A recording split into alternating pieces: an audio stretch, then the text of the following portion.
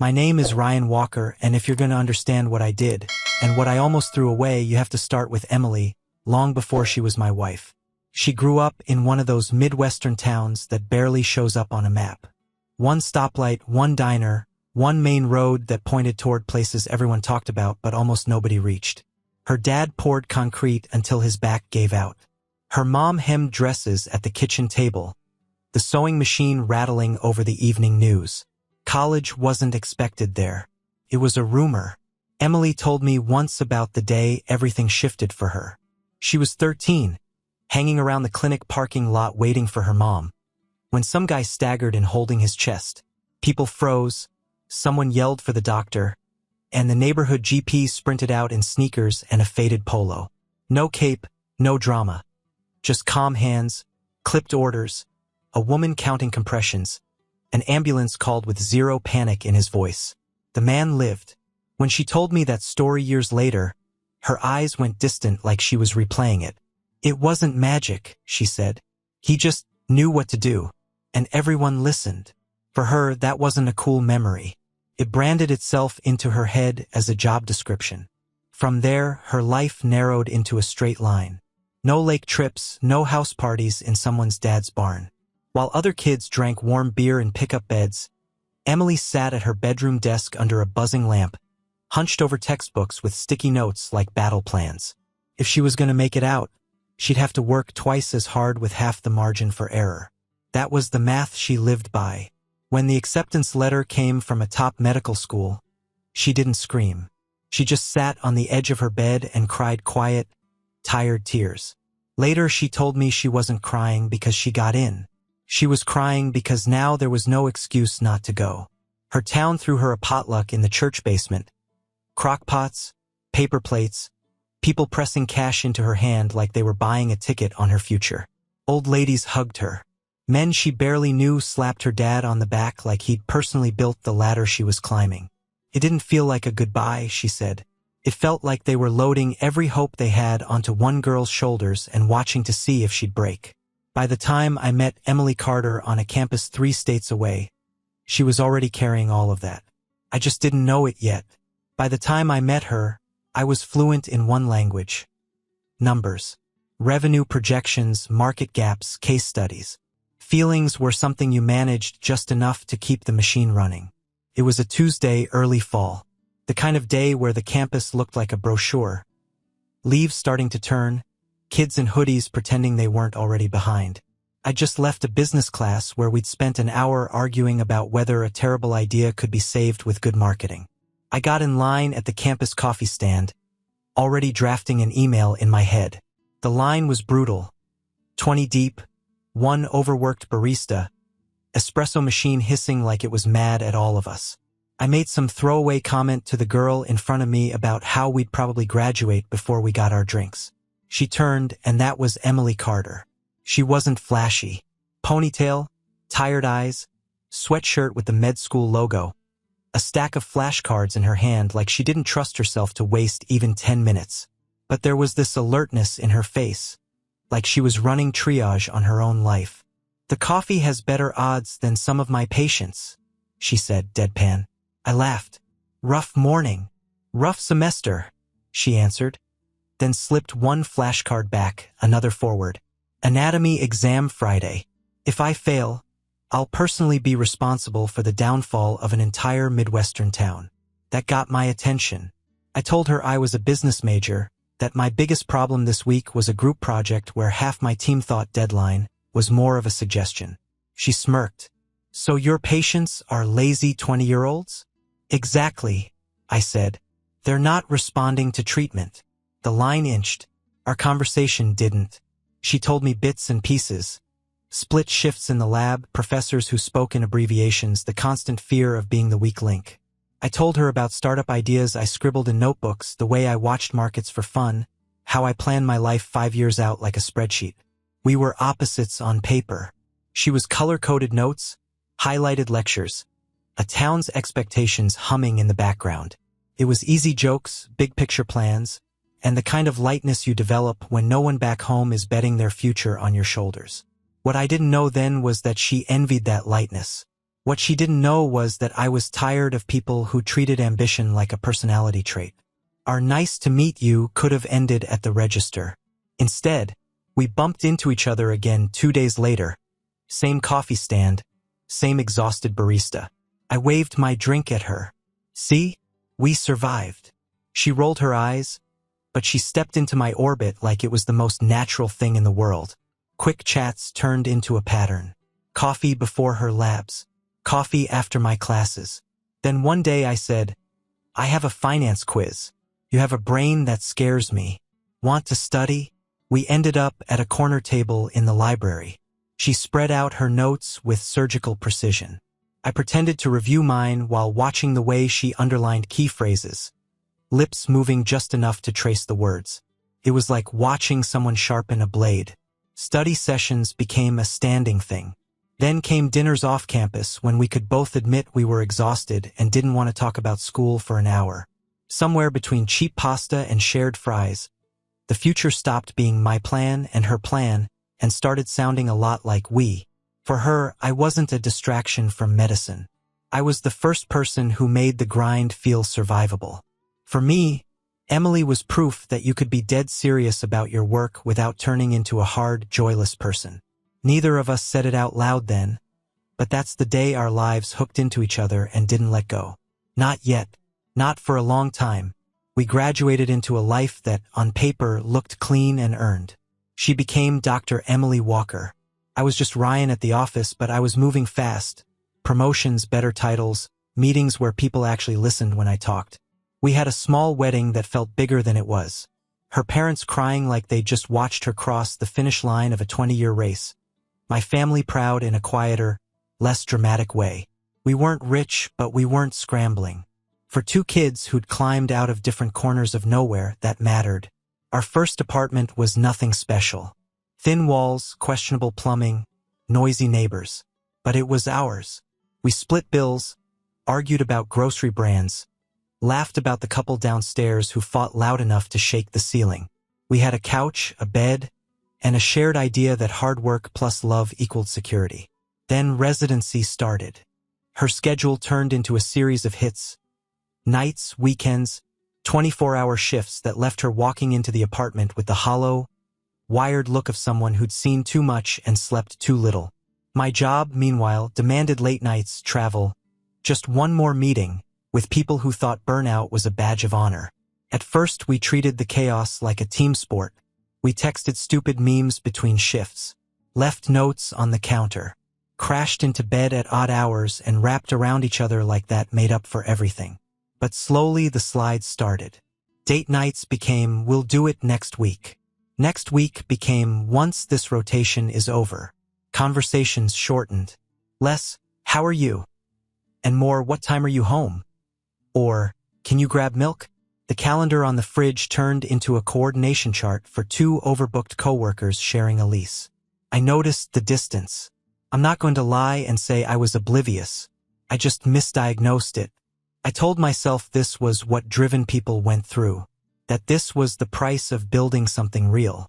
I kept believing that once we got through this imaginary future checkpoint, her residency, me at a certain salary, things would settle down. What I didn't see was that our marriage wasn't holding steady. It was running on momentum, and nobody was touching the wheel. There's no warning label on the moment your life starts tipping over. Most of the time, it looks like a normal Tuesday. For Emily, it started with a gym membership.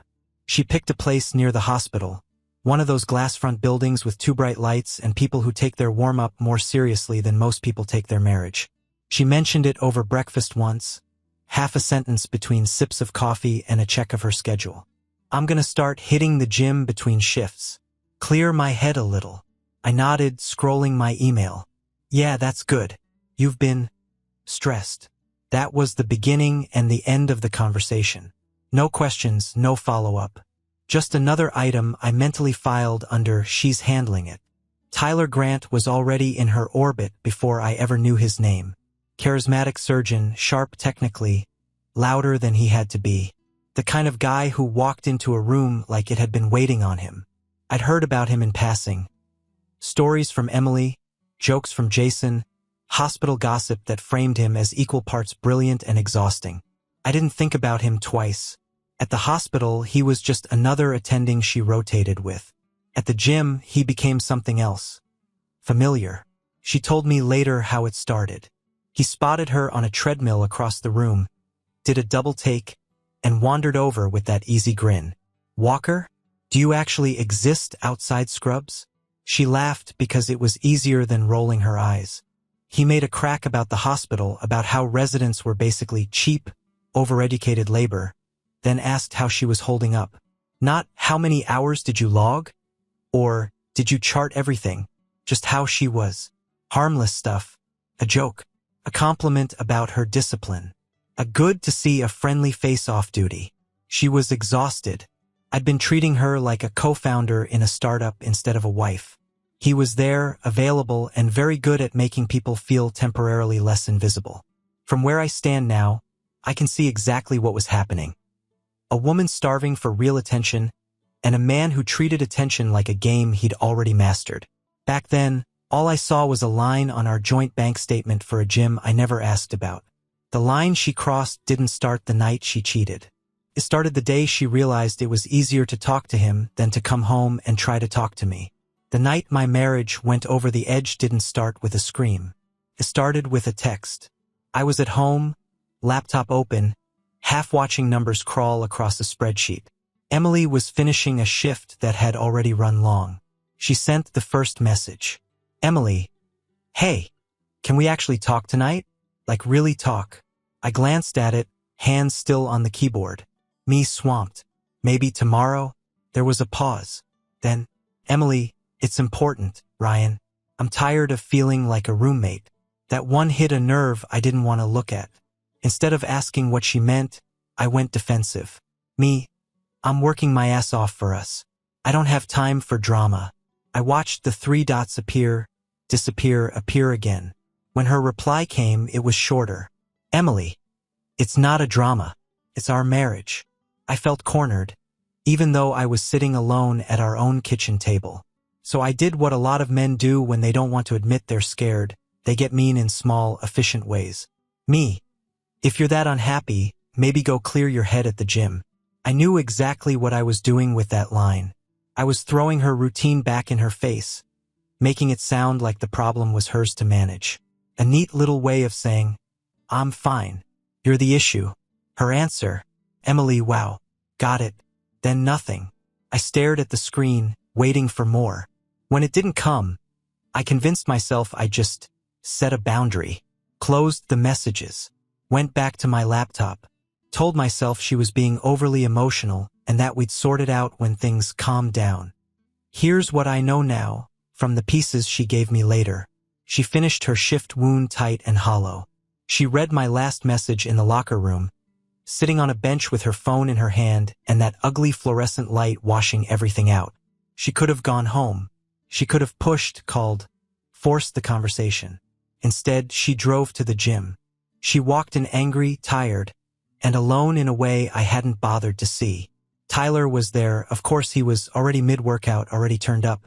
He spotted her, waved her over, and asked if she was okay with a tone that sounded like the question I dodged.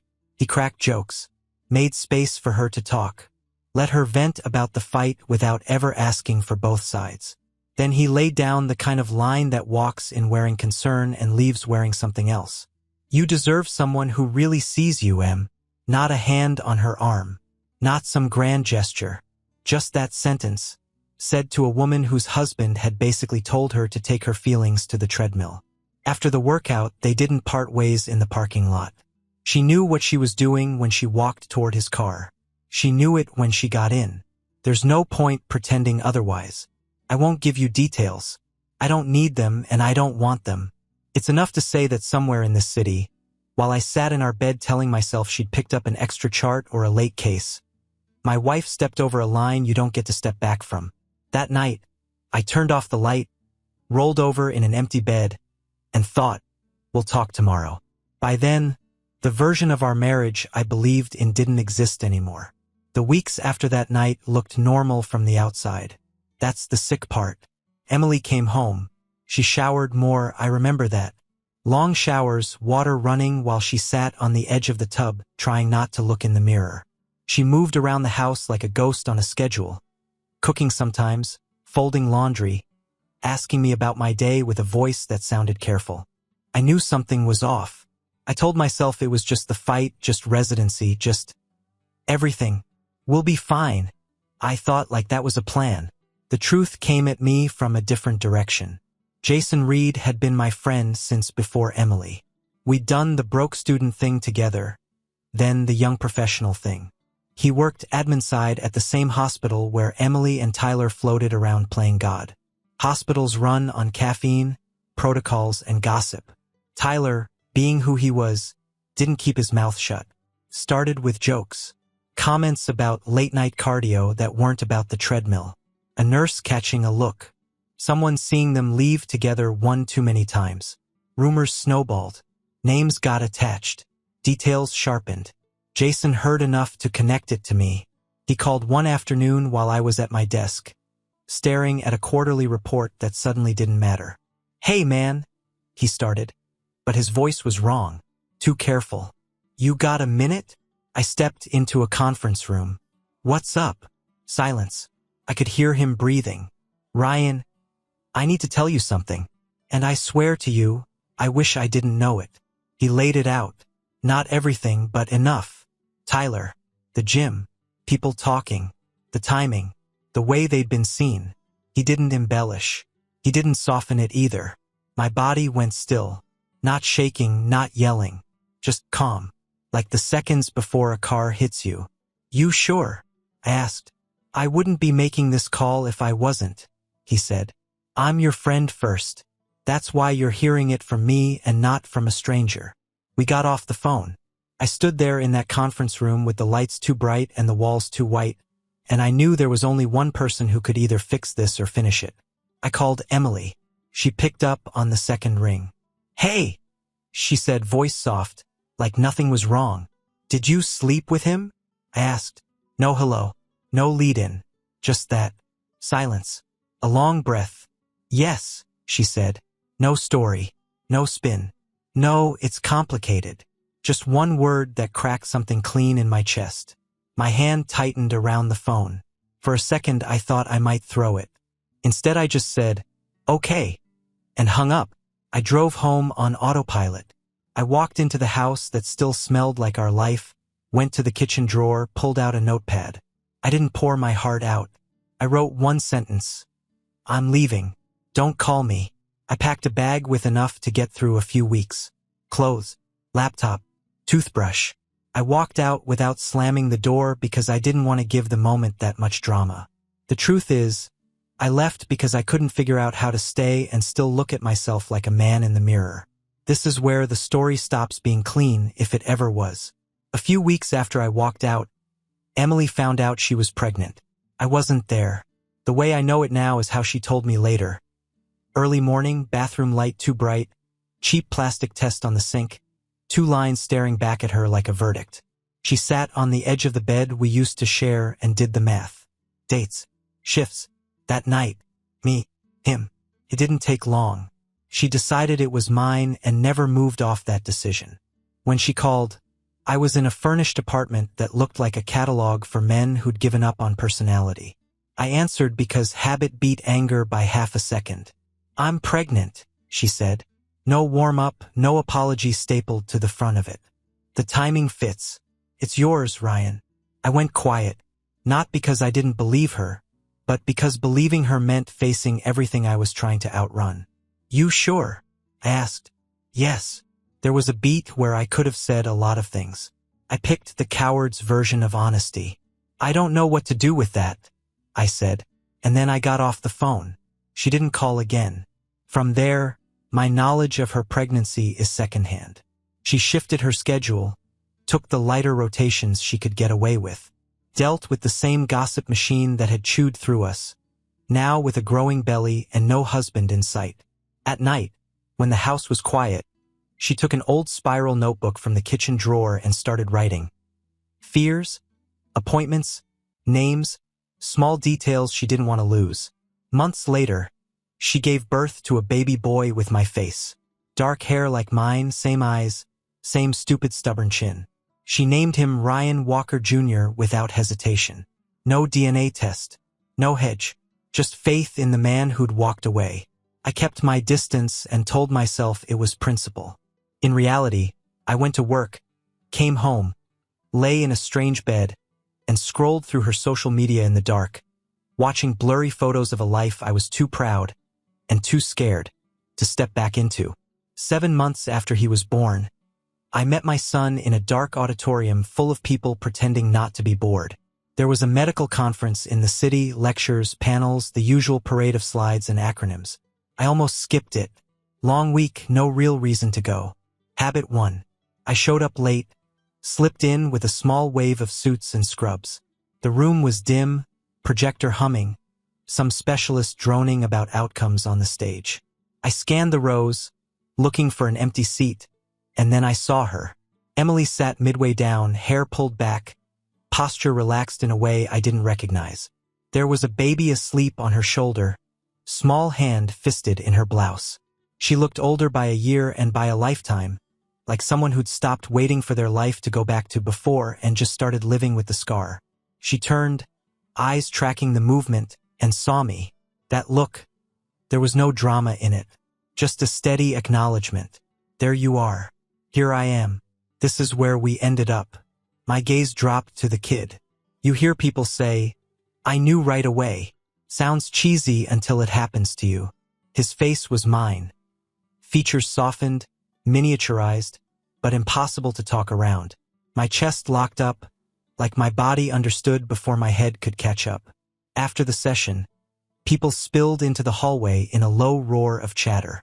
I walked toward her, every step heavier than it should have been. Emily, I said. She turned fully, adjusting the baby on her hip. I looked at him, really looked. Then I heard myself say, he's my son. She didn't flinch.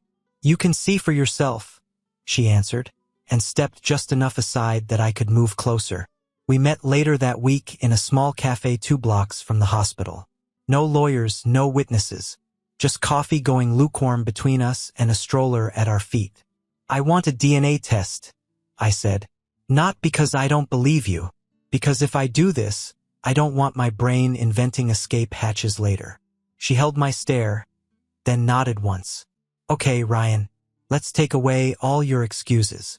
Her calm shook me more than any begging or screaming ever could have. The envelope showed up like any other piece of mail. No dramatic courier, no thunder in the background. Just paper on a table with my name on it and a weight that had nothing to do with its size. I knew what it was before I opened it. Clinic logo in the corner. My signature on the consent form. The numbers I demanded because my pride needed hard data more than my heart needed peace. I tore it open anyway. There it was in black and white. Probability of paternity 99.99%. No wiggle room. No back door. No interpretation. Ryan Walker Jr. was my son. You'd expect some big moment. Dropping to my knees, tears, whatever people put in movies. That's not how it went.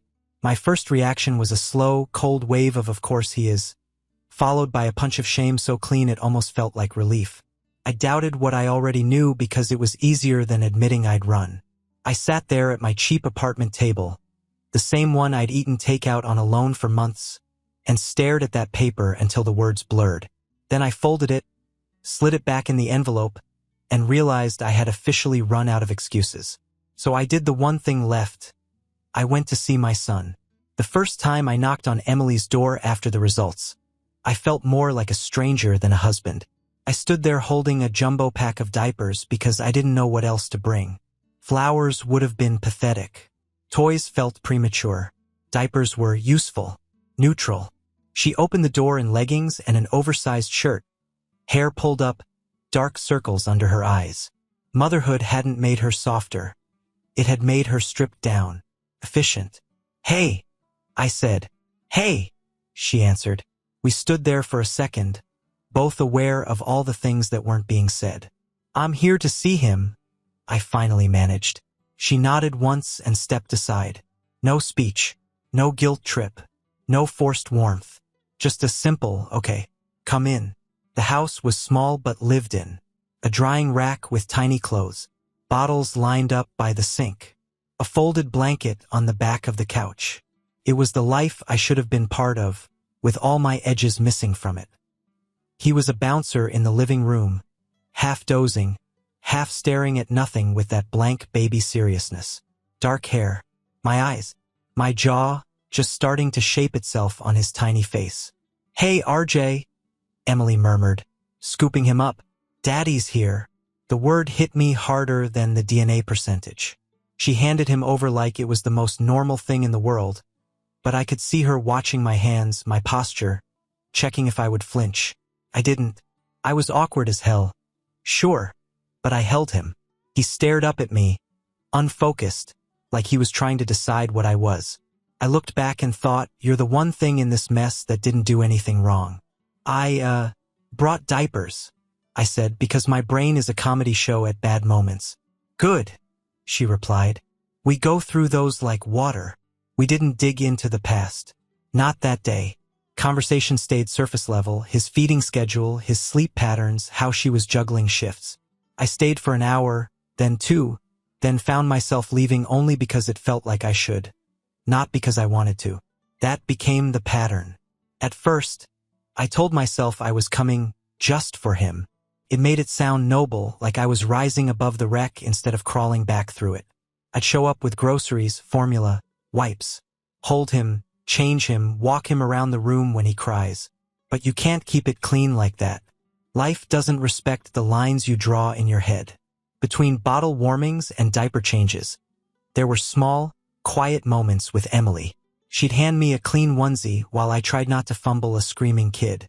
I'd fix a leaky faucet while she put him down for a nap. She'd leave coffee on the table next to me without comment. I'd wash the dishes without being asked. No apologies. No grand speeches. Just two people moving through the same space again, doing practical things for a small person who didn't care about our history. Time did its work. I started staying longer.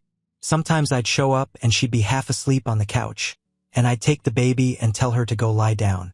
She stopped checking the clock when I was there. I stopped feeling like I needed a reason beyond that. They're my family.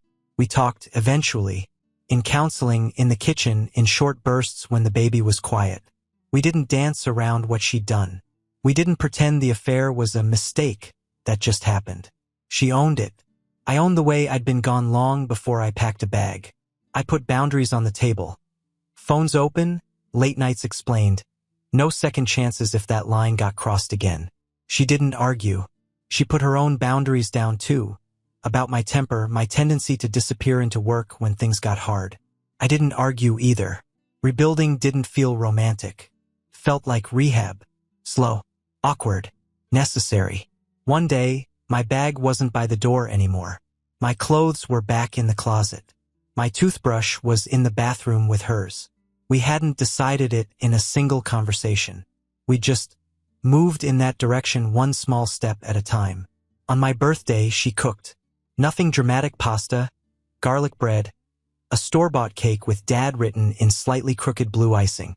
RJ was old enough to toddle now, unsteady on his feet but determined, like he had something to prove. After dinner, Emily wiped his hands and slipped a little box into them. "Take this to Daddy," she said. He waddled over, concentrating hard, tongue sticking out a bit like the mission required full effort. He shoved the box into my chest and then yelled something that might have been, "Duh!" Might have been nonsense. It didn't matter. I opened it. Inside was a simple leather keychain. Dark brown, worn-looking even though it was new. One word pressed into the leather: family. No last name, no date, no quote, just that. I turned it over in my fingers, feeling the weight of it. Keys are commitment. You don't put them on something unless you mean to carry it every day. "That's not the gift," Emily said quietly. I looked up. "The gift is what we rebuilt," she finished. "This just reminds you." There were a lot of things I could have said. I didn't say any of them. I just nodded once because anything more felt like it would cheapen it. Here's what I know now. Forgiveness didn't erase what happened. It didn't scrub the timeline clean. There are still nights when I look at her and remember the phone call, the word Yes, the note I left on the counter. But the scar is part of the story now, not the whole thing. So every morning, when I grab my keys and feel that strip of leather in my hand, I get the same reminder. You chose this, not the pain that came free. You chose to stay. You chose to come back. You chose to be a father, a husband, a man who doesn't run when it's easier than rebuilding. And every day I have the same answer. I clip the keys to my belt, kiss my son on the head, nod at my wife, and walk out the door knowing I'll come home. Not because it's perfect, because it's ours. Subscribe and stay one step ahead of cheaters. And trust me, the next story makes this one look like a fairy tale.